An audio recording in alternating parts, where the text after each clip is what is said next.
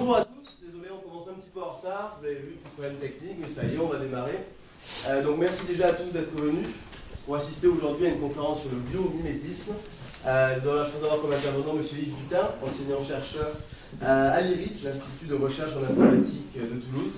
La conférence va être présentée par Marie Baudet et Vincent Retourier, membre de l'association Seitelaud. Pour ceux d'entre vous qui ne la connaissent pas, Seitelaud est une association qui a été créée il y a 2 ans et qui est une véritable tribune étudiante. On est là pour donner la parole aux étudiants à travers nos conférences qui portent sur des sujets divers et variants, qui ne posent pas de limite quant au sujet abordé.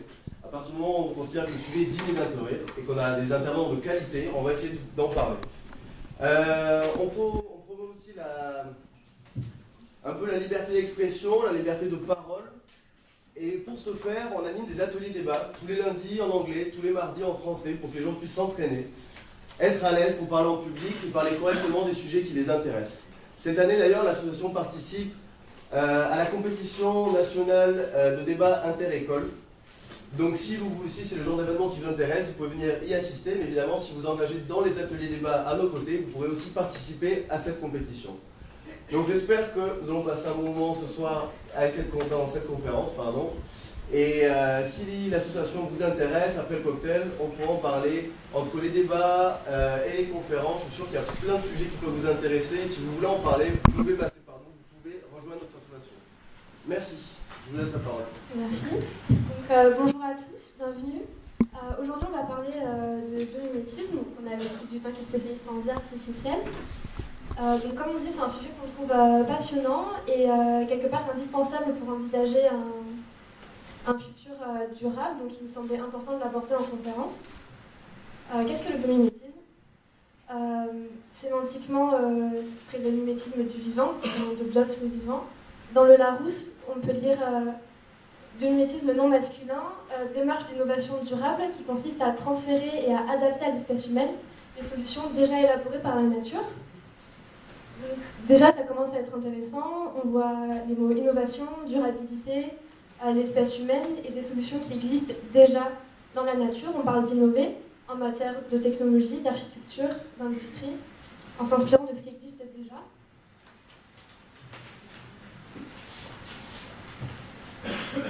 Donc, au cours de la dernière décennie, le biomimétisme a stimulé les innovations dans des dizaines de domaines de la science et de l'industrie. D'ailleurs, on a rencontré un groupe de chercheurs qui pour innover pour des ailes d'avion, s'inspiraient des ailes des oiseaux. On vous montrera ça tout à l'heure. On en parle de plus en plus dans les médias également. Vous avez vu les vidéos qu'on a partagées d'Idriss Aberkan. Et le Conseil économique, social et environnemental s'est emparé également de ce thème pour l'intégrer dans les démarches de transition énergétique et écologique. Donc c'est que ça doit être une bonne idée quelque part. Donc le biomimétisme est une démarche d'avenir, mais sans nous en rendre forcément compte. Il est déjà présent tout autour de nous, donc je vais laisser la parole à Vincent qui va voir un peu où vous en êtes, vous, sur le biomimétisme. Voilà, donc je vais vous présenter quelques exemples ludiques de biomimétisme. Donc par exemple, selon vous, qu'est-ce qui a pu inspirer le moustique ? Les piqûres. Ouais, c'est ça. Il y a des chercheurs japonais qui se sont dit que les aiguilles des piqûres, quand on piquait, ça faisait assez mal et ils se sont aperçus que les moustiques, en fait, quand ils nous piquaient, nous, on ne les sentait pas. Et donc ils ont fait quoi ? Ils ont regardé comment était fait le moustique et en fait, ils se sont aperçus que eux, leur darse avait plutôt une forme conique alors que les aiguilles actuelles étaient plutôt cylindriques. Et du coup, ils ont fait des aiguilles comme ça. Ça, c'est la première édition, les Nanopass 33, et qui faisait effectivement moins mal. Alors ensuite, on a le martin pêcheur, comme vous avez pu le voir sur la fiche. Vous devez avoir une idée.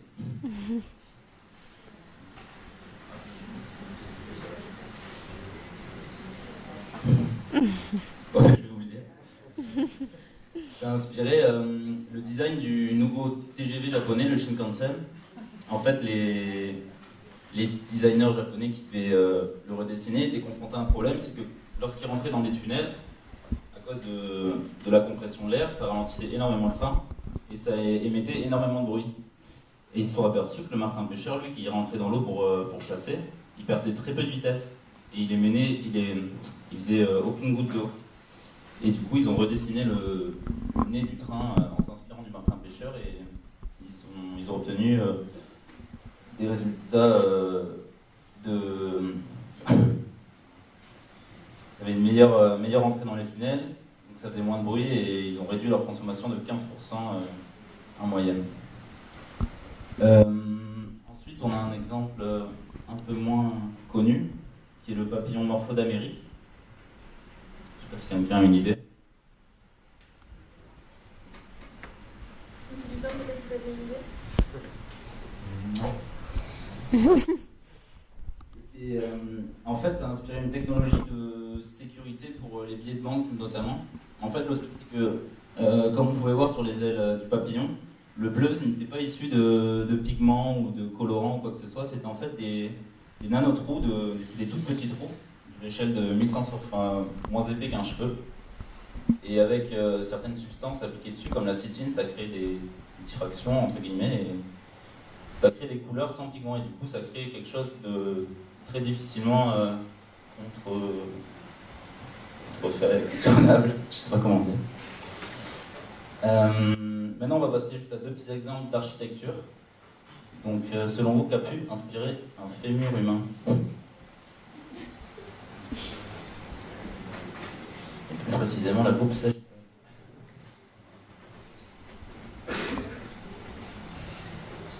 Ben, en fait, le fémur, il a inspiré aux ingénieurs de Gustave Eiffel, la tour Eiffel.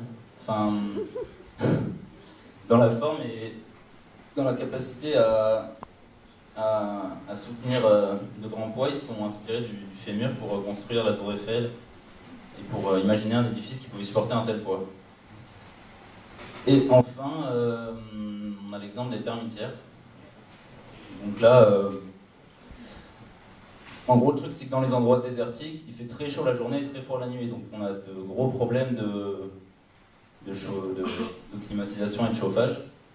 Et donc il y a un ingénieur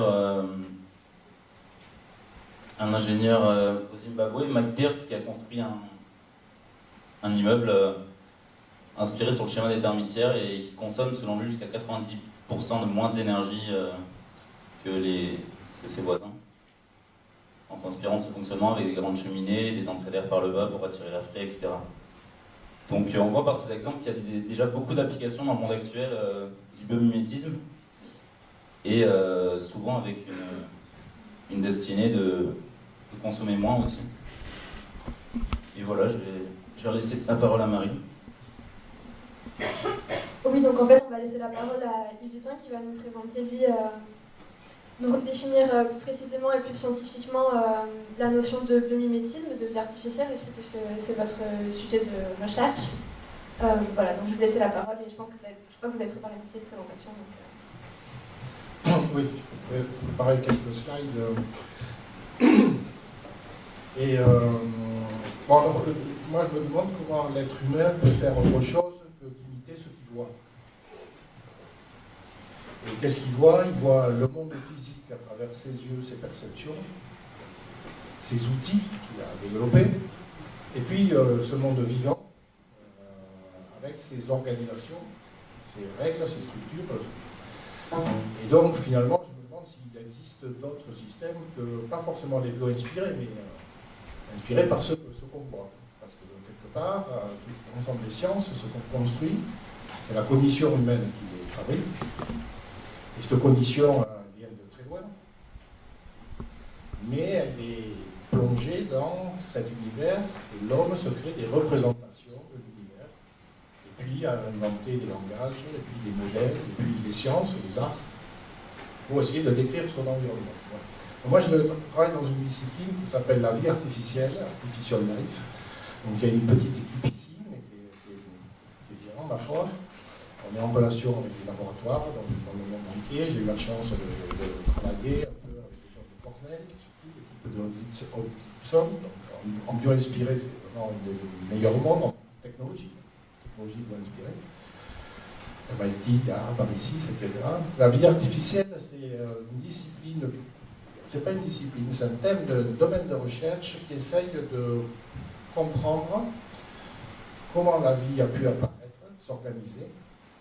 Il existe des règles, des propriétés qui amènent à l'émergence de systèmes complexes. Donc un système complexe, c'est un système dans lequel il y a beaucoup d'interactions et la fonction globale est supérieure à la somme des fonctions de chaque élément. Et on peut dire qu'une cellule, c'est un système complexe parce que c'est un ensemble de macromolécules, mais si on les met à côté, ça ne fait pas la fonction d'une cellule. Et on peut dire que depuis l'apparition de la vie sur la Terre jusqu'à maintenant, jusqu'à la cognition, jusqu'au langage et jusqu'à ce qu'on fait, il y a eu, par chance sûrement, ou en tout cas un accroissement par émergence des systèmes, une auto-organisation qui a pu faire ça. Voilà. Donc ça s'intéresse à ça, cette discipline. Donc, à l'origine, c'est des gens du Santa Fe Institute aux États-Unis, donc il y a des exobiologistes beaucoup. Il peut exister des systèmes vivants en dehors de la planète qui ne seraient pas basés forcément sur le système carboné. Donc voilà, ce genre de question. Et ensuite, nous, dans nos travaux plus précis, est-ce qu'on peut concevoir et fabriquer des machines, des programmes qui ont des propriétés du vivant, on reviendrait dans l'explication, en simplifiant bien sûr le vivant, c'est-à-dire les possibilités d'adaptation. Donc il existe un système en robot, il s'adapte parce qu'il voit que ce qu'il fait ne marche pas. Possibilité d'évolution, c'est-à-dire qu'à travers des générations, on utilise des arbres génétiques, des choses qui sont peut-être enseignées en optimisation ici, qui sont parmi les méthodes les plus originales, des méta-heuristiques, pour trouver des solutions là où on n'a pas de solution analytique. On fait des algorithmes inspirés de Darwin génétique. Donc des systèmes d'adaptation, d'évolution, des systèmes qui apprennent, l'apprentissage. Alors là, vous avez tous vu dans la presse ce qui se passe depuis peu de temps. Il y a 15 ans, un Français, Yann LeCun, avait fait un algorithme qu'on appelle le deep learning, un système d'apprentissage complètement différent du système symbolique précédent, programmé par l'homme. Là, c'est un système qui s'auto-organise pour créer des notions, les utiliser. Donc des systèmes d'apprentissage, il faudrait application énorme, ce qu'on appelle l'intelligence artificielle connexionniste, celle qui aujourd'hui vraiment surprend et les polémiques aux États-Unis sur la responsabilité de ces systèmes, l'autonomie qu'ils ont.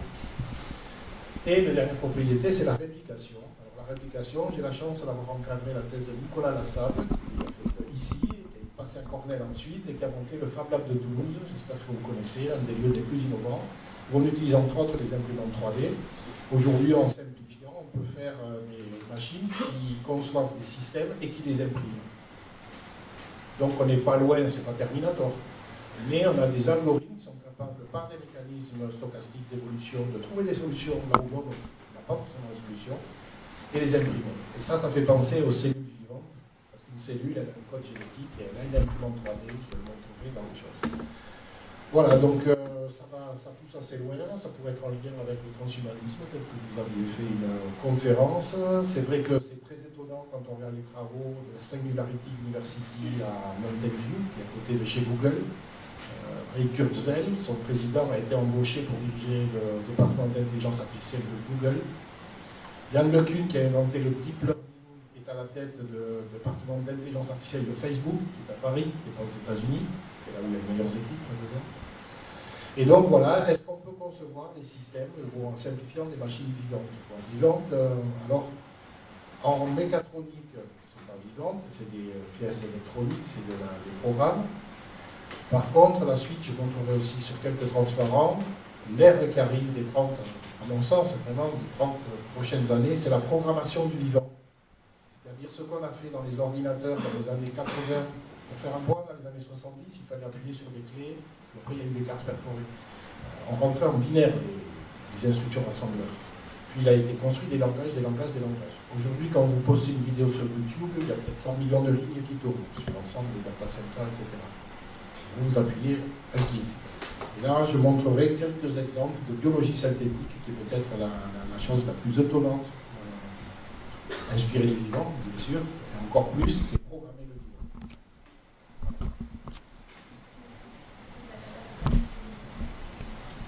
Si vous avez déjà des questions sur ça, il fallait que ce soit interactif. Je ne sais pas si vous avez entendu parler du manuscrit d'Einstein concernant ce qu'il voyait de la vie future et de l'évolution de l'homme. Et il parlait justement du fait de pouvoir, en tant qu'homme, créer cette machine qui posséderait cette même intelligence artificielle du coup, et qui serait capable de s'auto-construire et s'auto-améliorer, s'auto-parfaire pour aller conquérir en fait l'espace et aller voir d'autres planètes. Vous en avez entendu parler de cette théorie? Oui, alors, je ne connais pas particulièrement les travaux d'Einstein, mais Ray Kurzweil et les gens qui travaillent dans la vie artificielle également, sur ce point qu'on appelle la singularité, qui était prévu techniquement, si on projette la loi de Moore, l'accroissement de la puissance des machines, en gros tous les 18 mois on double la puissance des processeurs, en utilisant l'électronique. Si on passe à des technologies biologiques, si on stocke l'information dans l'ADN, c'est possible avec des techniques récentes. On multiplie par 1 million, 1 milliard de fois ces possibilités. Bon. Il y a une discipline, une branche où vous pourrez taper ou noter computational biologie. En France, il y a une conférence en forte biologie. Computational biologie, c'est faire du calcul à des cellules ou à des bactéries. Donc là, les puissances de calcul peuvent être énormes. Et donc ce point qu'on appelle la singularité fait l'objet de pas mal de critiques. Certains ont pris une nouvelle de physique français, ils considèrent que c'est une secte. Cette approche, c'est le point où il y aura une machine qui sera supérieure à l'ensemble des intelligences humaines. Donc à ce moment-là, les découvertes automatiques, tout ça, iront très vite. Et il y a en gros un courant de pensée, parce que derrière ces approches-là, il y a de la biologie, il y a tout ça, il y a des sciences, on va dire. Et puis il y a des représentations différentes. C'est qu'il y aurait une société qui serait capable d'utiliser ces outils, donc par exemple sûrement les gens qui sauront exploiter l'intelligence artificielle pour leur métier de demain, et je pense parce que les services vont arriver l'intelligence artificielle, et ça j'en doute pas, les résolutions de problèmes, ça c'est. Et puis il y aura peut-être un reste de l'humanité qui pédalera derrière, produira l'électricité pour ça. En tout cas, ça c'est sûr pour traiter l'information, c'est sûr, ce sont les sujets. Ce qui me semble en tout cas, c'est qu'on a un accroissement de la puissance des systèmes depuis les années 70 continue sur son exponentielle. Ils ne vont pas ralentir, mais au contraire s'accélérer. La capacité de traiter, de construire, de fabriquer, de modifier des systèmes complexes. Et grand espoir, bien sûr, pour tout ce qui est environnement énergie, c'est que plutôt que de fabriquer des systèmes très performants, comme des panneaux solaires, ça c'est performant, mais c'est terrible d'un point de vue écologique. Fabriquer un panneau solaire, c'est pas bon. Alors que les feuilles des arbres font ça très très bien, on stocke de l'énergie, le vivant a trouvé plein de solutions. Donc essayer de retrouver, de développer des technologies inspirées du vivant qui soient biodégradables, qui soient sustainables, enfin durables. Voilà, ça voilà. Maintenant, le duel, le combat, comme il y a des livres qui sortent aujourd'hui, mais depuis peu, quand je parle de ça, les grands congrès, ils ont été faits depuis septembre-octobre dernier, dans ces logiciels. La lutte entre la machine et l'homme pour le pouvoir, c'est pouvoir de décision. Pouvoir de décision, si une machine aujourd'hui est capable de traiter 1 milliard d'articles scientifiques et d'en faire des déductions, ce sera peut-être plus puissant que le cerveau d'une personne. Voilà, il ne faut pas trop projeter, mais enfin, on est comme ça. Enfin, faire un programme qui bat le champion du monde au Go, c'était vraiment impensable. L'algorithme a été fait il y a 14 ans, et c'est celui que vous avez maintenant dans vos téléphones portables, la version d'iOS. Si on cherche s'il y a des chiens sur les photos, c'est cet algorithme.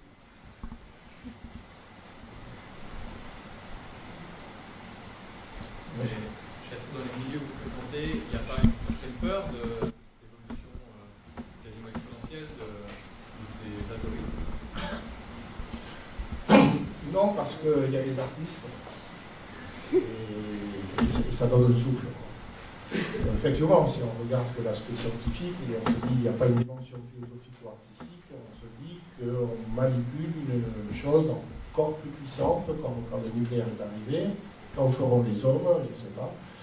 Mais c'est certain, on construit des outils. Voilà. Maintenant, dans les conférences, si vous voulez voir des actes, les conférences de référence, vous avez Artificial Life, en vie artificielle, ACM et I3E. Il y a ECAL, European Conference on Artificial Life, qui est à Lyon cette année. Il y a GECO comme le GECO qui est un peu là. Et dans ces conférences, depuis toujours, Artificial Life, le chairman, c'est un philosophe. Aux États-Unis, c'est Marc Bedeau, c'est un Français, c'est un philosophe. Donc il y a beaucoup de sessions autour, par exemple, de Simondon. Je ne sais pas si vous connaissez Simondon, qui a parlé de la représentation des objets, de la qu'est-ce qu'on fait dans la technologie. Donc des gens qui vraiment réfléchissent sur l'objet de ce qu'ils font. Maintenant, après, il y a, voilà, il y a les technologies, il y a l'industrie, il y a l'économie derrière. Je pense que la connaissance, dans votre titre, il y a innovation. Alors, je ne sais pas si vous vous exprimez comme ça, mais en science, la recherche est faite pour essayer d'élaborer des connaissances. C'est l'homme qui les élabore. Et après, l'innovation, c'est des processus de transformation, c'est des procédés, des processus de transformation. Alors, actuellement, on est dans une phase voilà, exponentielle de production de connaissances issues du vivant, qui va nous permettre donc de faire du biomimétisme, parce que depuis quelques années, il existe des instruments permettant d'observer le fonctionnement du vivant au plus intime sans le détruire. Alors, juste pour vous donner, donc moi je suis prof d'informatique, j'ai fait des maths, de l'info, je vais parler de biologie, mais je ne connais rien en biologie. Par contre, une partie de mon équipe de recherche est à l'Institut des techniques avancées du vivant, qui est à l'Oncopole. Donc on travaille avec des biologistes, là, qui essayent de modéliser en 3D le développement de cancer pour faire des traitements. Donc je dis, en biologie, depuis quelques années, il existe des microscopes à force atomique, il existe des GMCMS, des systèmes de détection de molécules, etc., d'observation, des lasers coupés. En gros, on arrive, j'ai des films, par exemple, j'ai un petit film fait il y a 2 mois à l'INSERM à Toulouse, sur l'attaque des lymphocytes sur les cellules cancéreuses. Un film, on dirait World of Warcraft. Il y a 6 mois, on ne savait pas le faire, ce film. Vous avez du bleu, du rouge, ça tire, etc. Et du coup, les connaissances du fonctionnement intime du vivant, en génétique, bien sûr, le décodage du génome. Vous savez qu'il y a un nouvel outil qui s'appelle le CRISPR, qui est la plus grande peut-être découverte qui ait eu, le CRISPR-Cas9, qui est un outil qui permet de couper un bout de séquence dans un gène et d'insérer une autre séquence. Autrement dit, c'est le bit, c'est le binaire du futur de la programmation, donc c'est cette biologie synthétique qui arrive dans les 30 ans à venir. On va programmer à l'intérieur des codes génétiques. Donc voilà, techniquement, on a ces outils. Qu'est-ce que les généticiens pensent de ce qu'ils font dans le vivant? Qu'est-ce que pensent les physiciens? Donc, on a fait une conférence ici, un colloque dont le thème était l'intuition dans la création en art, sciences et technologies. Les gens invités, il y avait Paul Audy, le philosophe, il y avait Aurélien Barraud, physicien, qui est au Collège de France, qui a démonté l'univers, l'univers n'existe pas. Il y a des gens de l'hôpital Necker, des généticiens, des gens qui croient à l'UNRWA. Parce que ce monde, il est complexe, c'est un système très complexe. On en a des vues partielles, les sciences donnent des vues partielles de choses qui sont inconnues, d'un système global qui sont inconnues. Et aujourd'hui, s'inspirer du vivant, entre autres, va donner un certain niveau, bien sûr, de solutions dans l'architecture ou d'autres, mais on va aller beaucoup plus loin, puisque la biologie synthétique consiste à programmer des cellules pour qu'elles réalisent des formes et des fonctions.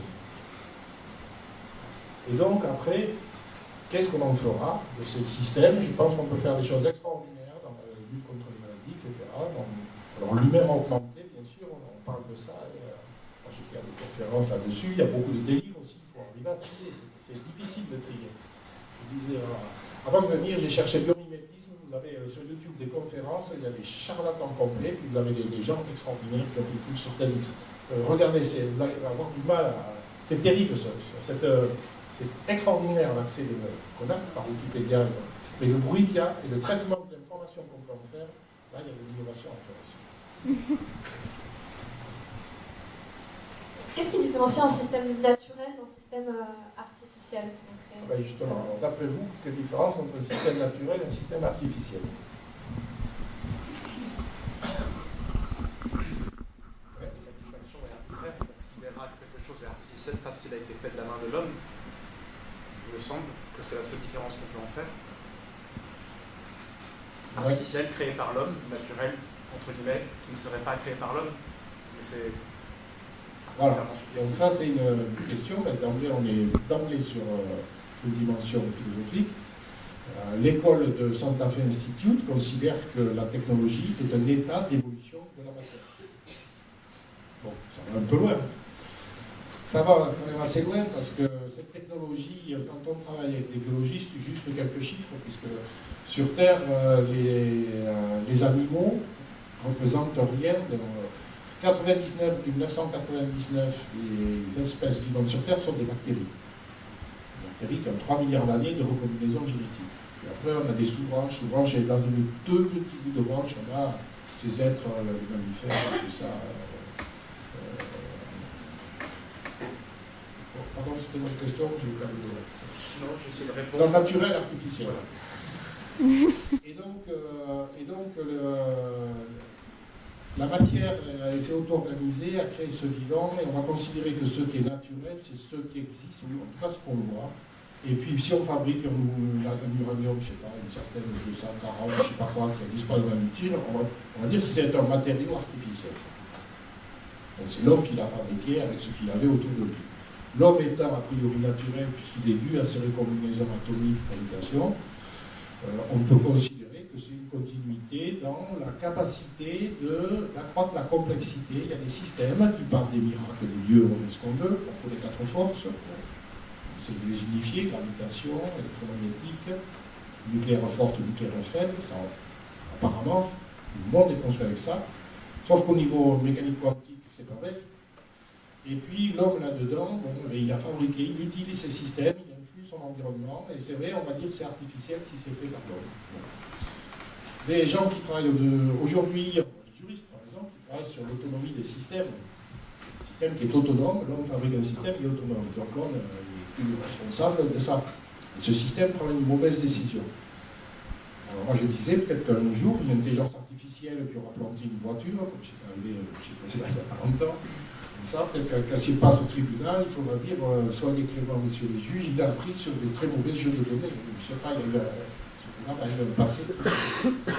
Donc ces systèmes, finalement, ces systèmes artificiels, ils sont de toute façon pour nous, aujourd'hui, au sens de Michel Serres, c'est-à-dire que de l'environnement, ils sont totalement naturels. Moi, je travaille en informatique, et dans les cours où le numérique, tout le monde parle de numérique. Le numérique, c'est un moyen, c'est tout ce qui existe, technologique, mais c'est un milieu, au sens biologique, c'est un milieu. Et du coup, les gens qui sont là dans ce milieu vont évoluer dans un environnement biologique, c'est-à-dire que ça influe sur la physiologie des personnes, qui sera différente que les différentes époques qu'il y a eu sur la Terre. Donc ce système qui est totalement artificiel, le numérique, qui existe aujourd'hui, le fait d'accéder instantanément, de communiquer. Un enfant qui naît aujourd'hui, il y a 2 ans, joue avec des objets tangibles. Une tablette, c'est un objet tangible. Un objet tangible, c'est un objet qui est en entrée sortie de point de vue numérique. C'est-à-dire qu'il réagit sur une sollicitation. Regardez les films MIT sur les objets tangibles, les laboratoires tangibles d'objets.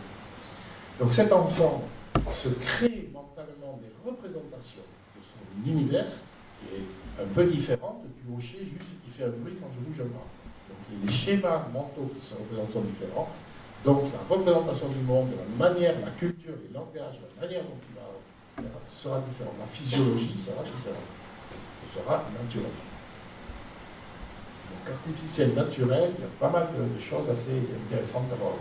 Je ne sais pas si je pourrais l'aborder, ça, sur cette dimension. Les gens qui font vraiment de la vie, de l'intelligence artificielle aujourd'hui, travaillent sur ces domaines-là.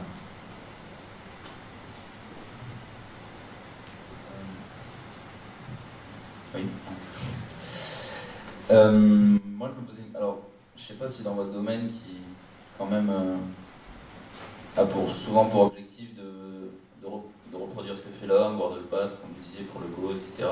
Mais est-ce que de manière générale, l'innovation et les inspirations biomimétiques, est-ce qu'elles sont bien reçues par les chefs d'entreprise, les décideurs, les investisseurs? Oh ben oui, est-ce que ça marche mieux a priori? Enfin, si on trouve des solutions analytiques parfaites à des problèmes, mais bon, on les utilise. Quand on s'inspire du vivant, par exemple, on va aller voir les Smart Wings, comme ça, on s'aperçoit que l'aigle vole très bien, bon, nos avions ils volent pas mal quand même, plus vite que les aigles, donc ils sont plus performants. Par contre, on peut améliorer peut-être la traînée, la modification, parce que les animaux ils sont toujours souples. La nouvelle branche de la robotique, c'est soft robotique, c'est le robot mou, parce que le robot mou, il passe mieux une porte qu'un robot dur, il suffit qu'il y ait un centimètre d'écart. Donc, d'un point de vue économique, il y a des intérêts, donc ça, c'est bien sûr, c'est très bien reçu. Après, il y en a qui, c'est vrai qu'on n'est plus du temps où on va dire, ouais, mais faire du bleu inspiré, c'est de l'écolo, je ne sais pas quoi. Je pense que, étant donné la situation de la planète, on se dit, bon, quand même, écolo, ça veut quand même dire quelque chose. Voilà, si vous ne pouvez pas aller à Shanghai parce que vous ne pouvez pas respirer, c'est dommage quand même, parce qu'il y a des soutiens qui sont même compliqués.